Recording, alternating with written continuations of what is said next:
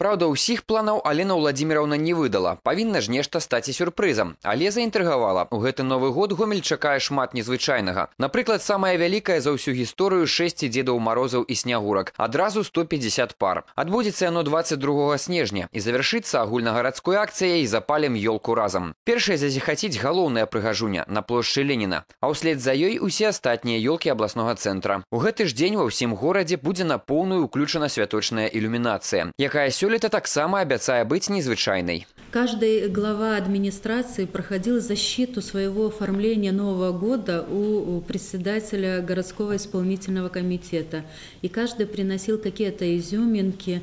Увидите очень много интересного и нового. То есть мы не останавливаемся на старом. Это даже неприемлемо сегодня. Ладзіцца Новы год сумеснымі сіламі. Большая частка сродкаў нават не з бюджэту. У асноўным прыцягнуты пазабюджэтныя і спонсарскія сродкі. Кожны раён стараўся падрыхтавацца як мага лепш. І ў кожным пройдзе шэраг разнастайных мерапрыемстваў, пералічваць якія не хопіць часу. Вядома, накіраваны яны ў першую чаргу на самых маленькіх. Гарадскія раённыя ёлкі ахопяць усе без выключэння катэгорыі дзяцей. Але насамрэч навагоднія мерапрыемствы ў Гомелі ўжо стартавалі. У аддзеле адукацыі гарвыканкама збіраюцца маленькія ёлачкі, зробленыя навучэнцамі. Кожная з іх экспанат будучай выставы, а таксама конкурсная работа. За лепшае кагосьці чакаюць узнагароды. У буйных гандлёвых аб'ектах выстаўлены ёлкі жаданняў. Жаданняў дзяцей, якія паволі лёсу апынуліся ў складаных жыццёвых сітуацыях. Побач ужо выкананыя просьбы. Аб'екты гандлю, дарэчы, пад Новы год будуць працаваць у падоўжаным рэжыме.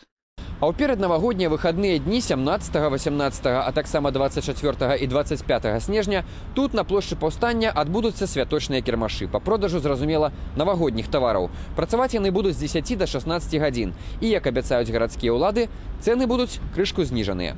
Сергей Нігерэвіч, Валерый Гапанько, тэлерадыёкампанія «Гомель».